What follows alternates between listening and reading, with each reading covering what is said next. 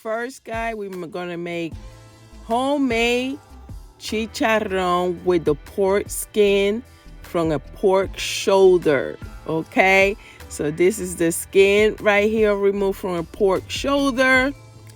I have some salt, some black pepper, adobo. Again, you could use any adobo of your preference, garlic powder, and sazon. So let's get started. And first, we are going to poke it. You know, it could be with a fork or a little knife like I'm doing. And the reason I'm doing this to the skin, so like that when I bake it, it doesn't bubble up and it bakes flat. Okay, because you want this real crispy. All right, guys. So while we doing this, go ahead and hit that subscribe button for me. And also that like button, guys. Hit that like button. And do not forget the notification button, which is that bell icon next to the subscribe button that's going to let you know every time I upload a new video. So you could get what, guys? that front seat, all right? So here, as you can see, I've been seasoning the pork skin. So what I did on the first side, I'm doing on the second side. And on the second side, since it had a little piece of meat and stuff like that, I'm going to add also the adobo, all right? And just remember the salt and the adobo has the salt. So you add as much as you like. It's all preference, guys. It's all preference. All right. And I'm going to, after I am done seasoning this, now I'm adding the last seasoning. It's going to be the sazon. I'm going to place this bad boy in the refrigerator overnight. All right. So we're going to season it really good. And then we're going to rub it up and give it some love, and then we're going to put it in the refrigerator overnight. And if you want to make it the same day, just let it sit for a few hours and then put it at the oven and bake it at 350 degrees. All right, so here, as you can see, I'm making sure that every little corner has the love and the seasoning in it. All right, guys. And I'm telling you, this chicharron came out so good. Really good. Ain't nothing better than homemade chicharron. I'm telling you right now. So, you know, you could fry it also if you want. You know, you cut it in little pieces and fry it. Some people like it better like that. I like mine's baked. So, again, it's all preference. Whatever you choose to do, there is no right and wrong here. All right. So this is the next day. As you can see, it has soaked in all that seasoning. So I'm going to turn it around and start baking it with the skin down. As you can see here, I have baked it already about an hour and a half. Now I'm turning it. And this is my final product, guy. I end up cooking it, I think, about 3 hours or something like that. It's very crispy. And the good thing is when it's very crispy, as you can see, I'm cutting it. Like the skin comes apart from the fat area. So I was able to right away just remove any fat from the skin area. And you are left with goodness and crispiness.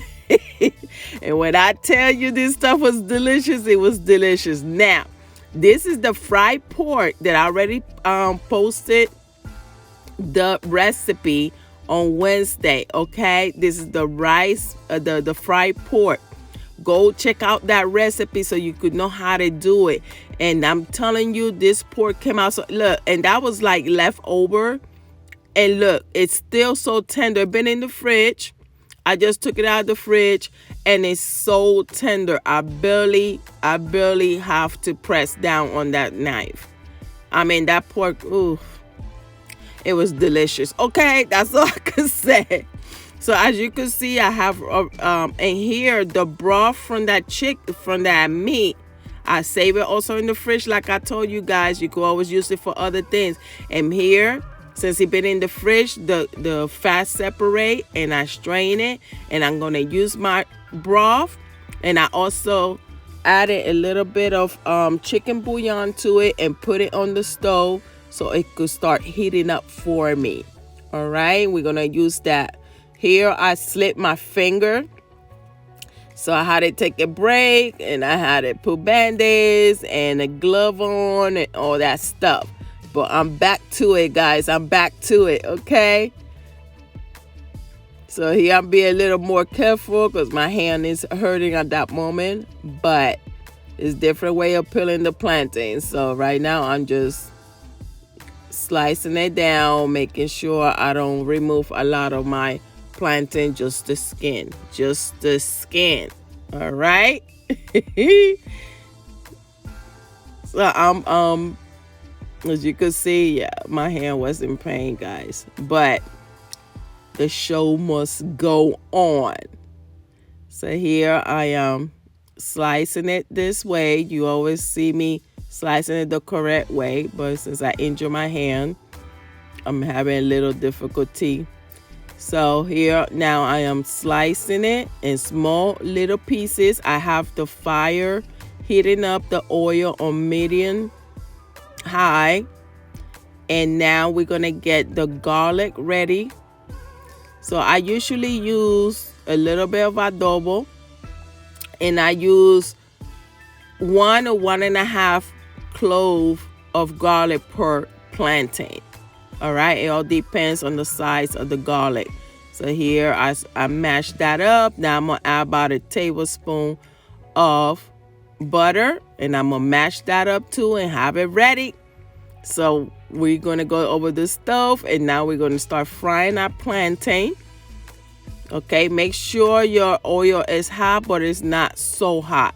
Okay, so just make sure your oil is on medium so you could give those plantain a chance to cook really good in the inside. And this is what you want right here. And while I'm taking it out, I'm putting it directly on the mortero. Y'all already know I use some mortero a lot, especially for mofongo. So you don't have one, check my affiliate links below and go get yourself one, okay? Or go to the store. So, you know, whatever you choose to do, just get yourself a mortero, okay? So here I'm just pressing down and turning, pressing down and turning. And you're able to do that because those plantains are well cooked in the inside, so they should be nice and tender for you to do that. And if you overcook them, then you're gonna have to pound on it. All right, but this is it. So now we're gonna put our mofongo together. So I added, as you can see, some mofongo. Now I'm pressing it down. You choose whatever you have, a cup, a bowl, or whatever to form your mofongo. And here I mix together my chicharrón with my pork. Oh boy, I'm telling you, that stuff was delicious. My hand was hurting, but guess what? This dish was delicious, all right? So here I'm going to go ahead and add another layer of the mofongo, and I have one special ingredients that I'm gonna add to this mofongo. So I'm pressing it down, guys, pressing it down, pressing that mofongo. Who don't love mofongo? I'm telling you. So look what I'm adding, guys. I'm adding some avocado. Okay, some avocado to it. And you know, I had learned that, you know, they had done studies like when you eat fried things and you eat it with avocado, it helps with the cholesterol intake. For some reason, that avocado helps with that. And plus, I love me some avocado, especially with mofongo. I have to have me some avocado. All right. So here I'm just finishing it off with the spoon. And I'm pressing it down now lightly.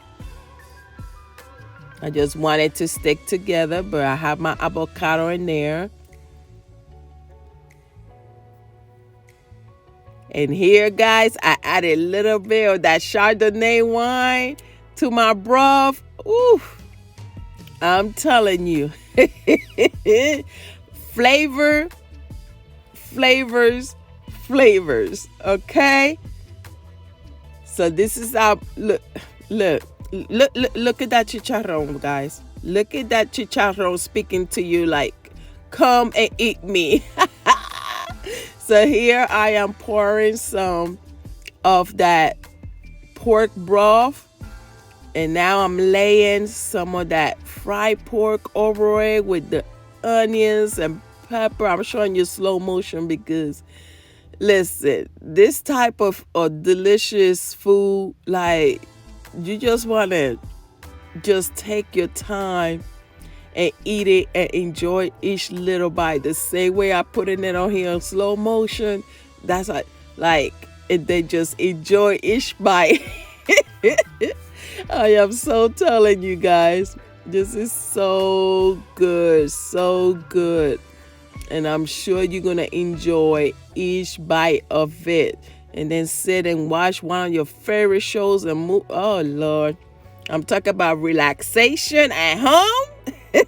Right here. Right here. Look. You have restaurant style food at your home. All right, guys. And again, I appreciate each one of you. And thank you for stopping by. And thank you for the support. And I hope you give this recipe a try. And please hit that like button for me. And if you have not subscribed, go ahead and subscribe. And hit the notification button, which is the bell icon. All right. I will see you in the next recipe. Have a blessed day.